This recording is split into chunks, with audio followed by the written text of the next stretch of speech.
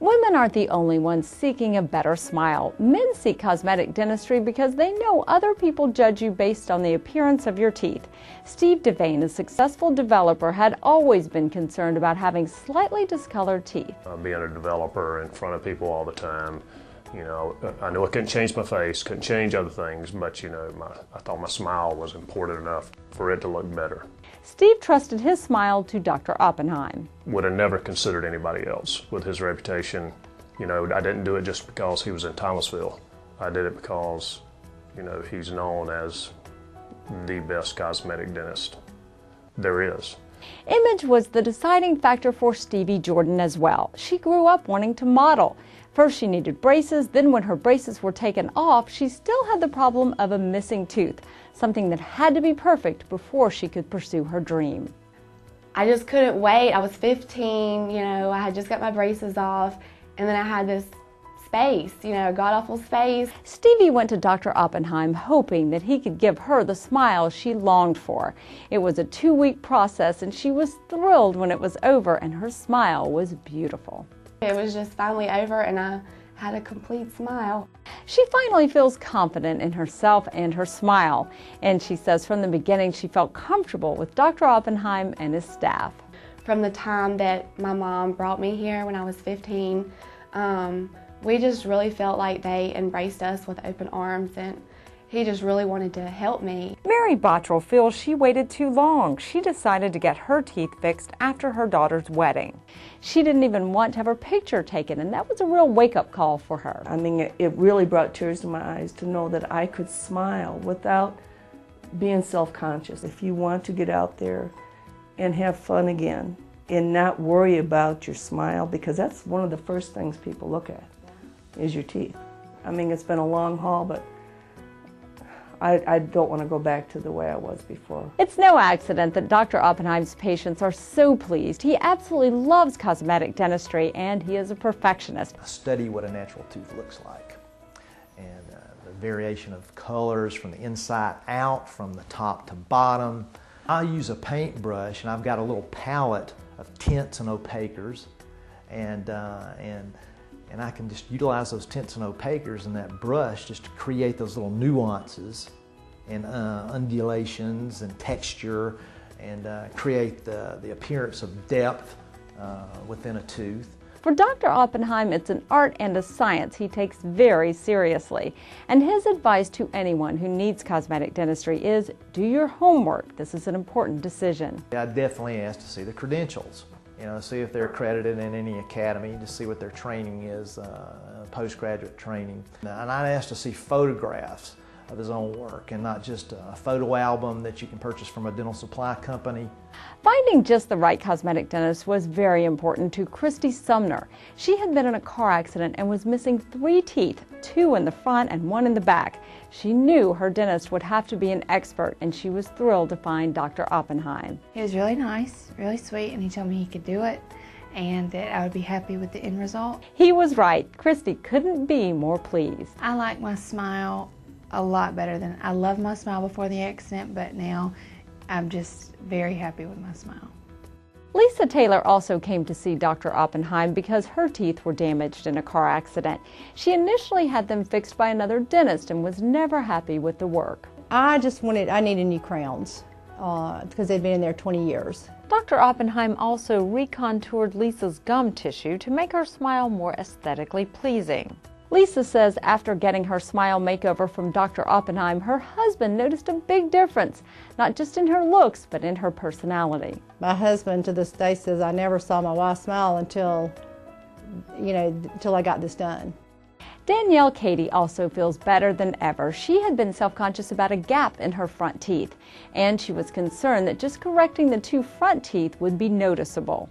I have been told before that if you just do the 2 teeth, that it can be, you know, an obvious thing, and normally you'd have to do the 4 teeth, and I didn't want to do that much work, but he did a great job, I think. You know, I cannot tell. I just couldn't quit looking in the mirror after he did it. I thought it's amazing that you can go into the office, You know, have this procedure done and leave in a day, you've got the results. Up next, you'll meet a man who needed a much more dramatic approach. William Twait had severe teeth stains from the antibiotic tetracycline. It affected my entire life. It changed decisions all along the way. You'll see how he finally got the help he so desperately needed and how a smile makeover changed his life. Beauty is in the details.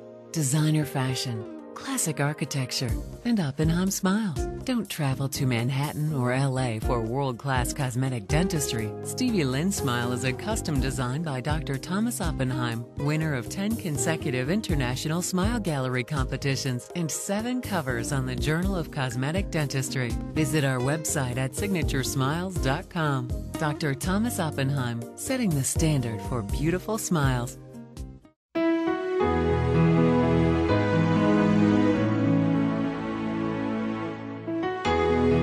Welcome back to Change Your Smile, Change Your Life. Cosmetic dentistry is improving all the time. New methods and products are giving people better results. That was certainly the case for William Twait. All his life he dealt with a smile that caused him nothing but embarrassment.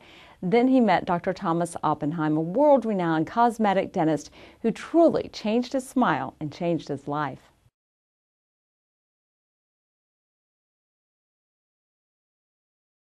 William Twait is a successful engineer. He has a great career and a happy marriage, and that isn't something he takes for granted. I've met wonderful people through the years and had dreams of being married. But William couldn't stop thinking about his wedding pictures. I'm thinking, you know, I'm not going to be able to smile for my wedding pictures. It's hard to imagine looking at William today, but he grew up terribly self-conscious, ashamed to smile. The problem with my teeth is they were very discolored, dark, gray, greenish, and it was a result of an overdose of tetracycline at an age when my teeth were developing in the gums. He and his sister both suffered from it. I remember 6 or 7 years old, basically asking, you know, Mom, what's going on with our teeth? William quickly got the nickname Cheap Indian Blacktooth. But yeah, that obviously that hurt. As William got older, he became even more self-conscious. If I would approach a girl, for example, it was heavy on my shoulders. Then there was the dinner party that caused him to stop smiling altogether.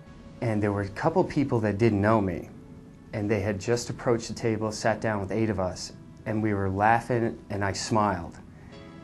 And one of the girls said, "Oh my God, what happened to your teeth? What is the matter with your teeth?" The experience was devastating. With that, you know, I believe that I actually avoid having a good time at dinner or at those get-togethers with all my friends. I'd be like, I'll have fun, but I'm not going to smile because that pain that came from that, I don't want to experience that again. William always wanted a white smile, but he wasn't sure his particular case could be solved. Of all William's relationships, none ever seemed to work out. In the back of my mind, sometimes I thought it was the teeth. After years of just dealing with the self-consciousness, a coworker told him there might be a solution. He knew a brilliant dentist in Thomasville. With a new sense of hope, William came here to the Oppenheim Center for Aesthetic Dentistry and met world-renowned cosmetic dentist Dr. Thomas Oppenheim. What I thought I would see would be this, you know, really commercial building, and when I arrived, it was completely opposite. It was just the most cozy, comfortable place ever. Hey, William, how are you doing? William was in good hands. Seeing all the awards and photos of smile makeovers was assuring. Still, his case was severe, but that's just the kind of thing that drives Dr. Oppenheim. The first time that I saw William walked in the door, and he attempted to smile at me. And I remember thinking, this is why I became a dentist.